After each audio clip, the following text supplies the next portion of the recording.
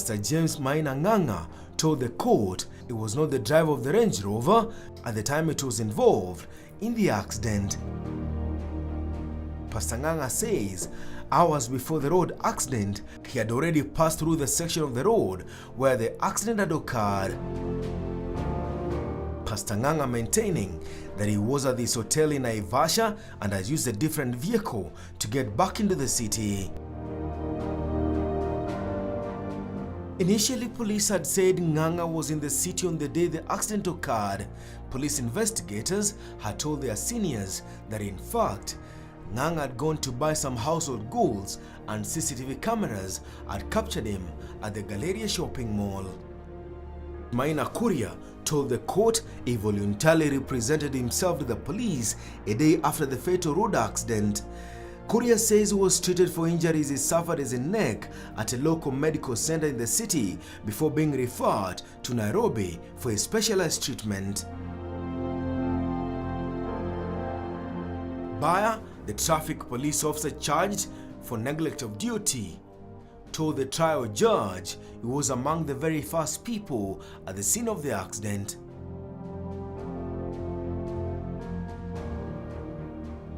The senior police officer says his juniors conducted a thorough job from handling a scene of accident to subsequent prosecutions. After 3 years on trial and in what will be a closely watched court affair, the Chief Magistrate Godfrey Oduor ruled the prosecution had failed to establish a case against Pastor James Maina Nganga, Simon Maina Kuria, Police Officer Christopher Nzioka Nzilu, and Patrick Haidi Baya.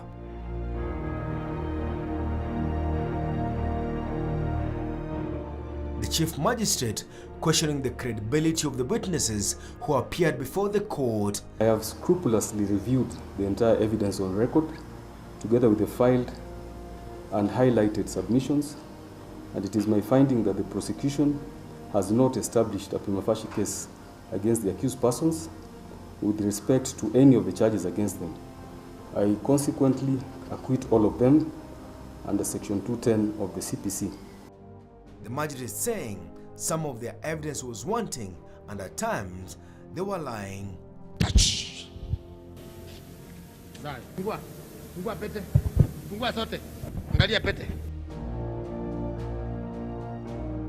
The magistrate singled out a witness who had claimed he had seen Pastor Nganga on the driving wheel moments before the road accident. The magistrate questioned that it was impossible for the witness to notice Nganga and the rest of the passengers in the vehicle if it was speeding. A witness had told the trial magistrate that he had seen the pastor drive, but when he got to the scene of the accident, it was the very person asking around about the occupants on board the Range Rover. Fungasha mizigo yako. Toa. Enda. Unaenda wapi? Kuzimu. Aya, 1, 2, 3.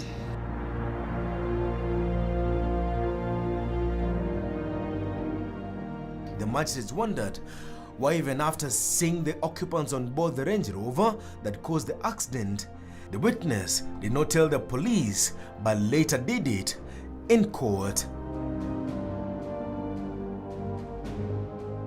The magistrate also took issue with another witness who had told the court that he saw Pastor Nganga alight from his motor vehicle moments after the accident.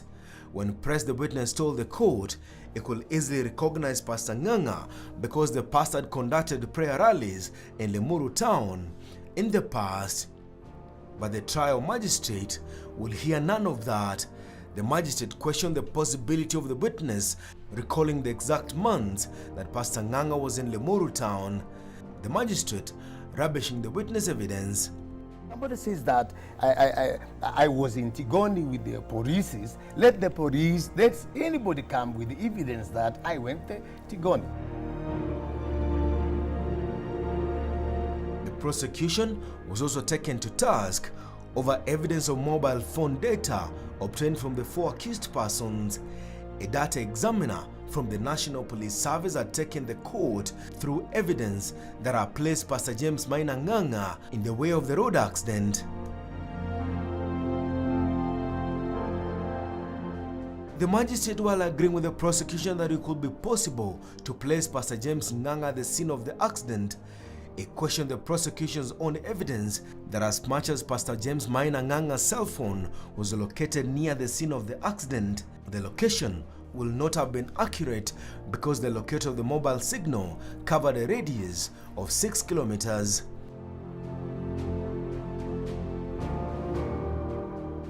The magistrate then turned to the evidence against the traffic police boss, who was accused of official neglect.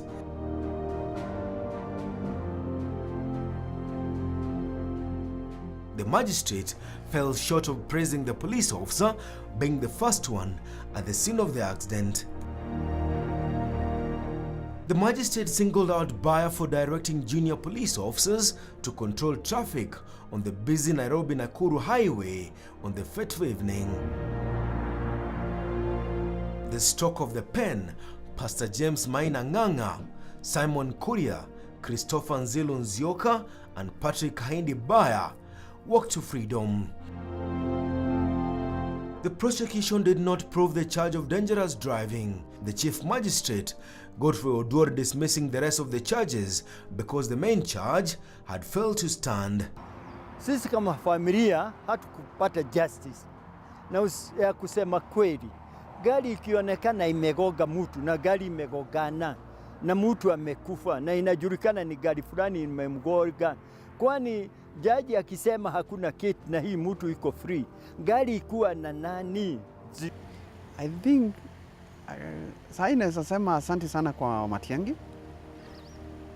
kuichukua juu at now we can think there is something will come out from this, because all of this time for 3 good years down the line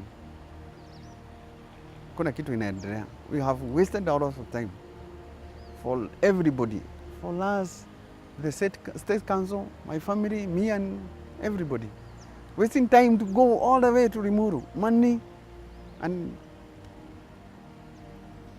akili zinapotea tu.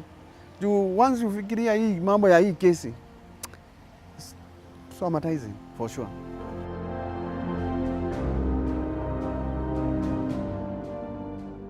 The hope of getting to the bottom of the grisly road accident failed, with the family members now turning to their lawyer. The ruling was treated with anger by public that termed it predetermined.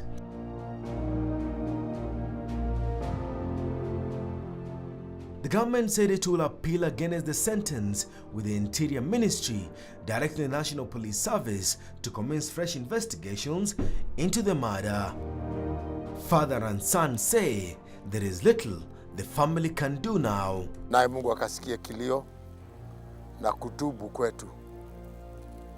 Dua hii na maombezi ikakufikia ewe Mungu, ukiwa juu mbinguni kiti chako cha enzi.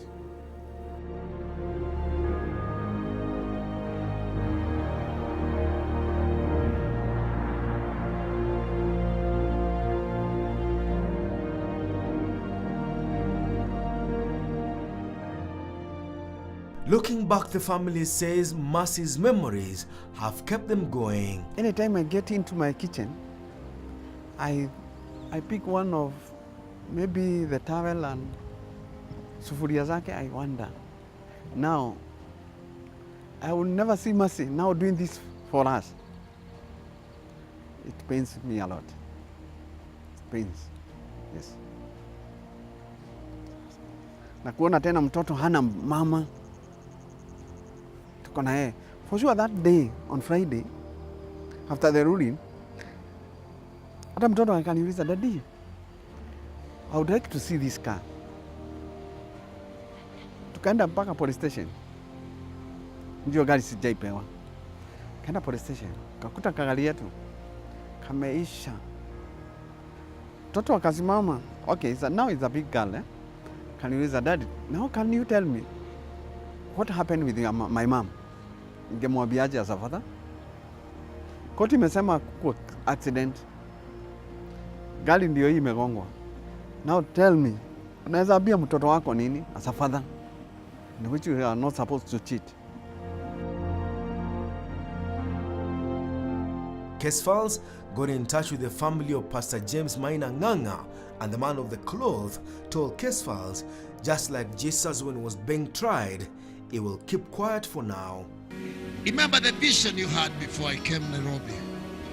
I know you are the word. You are the Lord and you have the final word.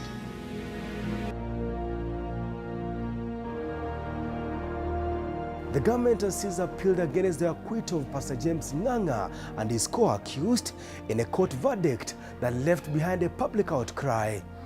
Unless found culpable again, Pastor James Ng'ang'a is a free man. Casefiles, Ng'ang'a's range is still a case open.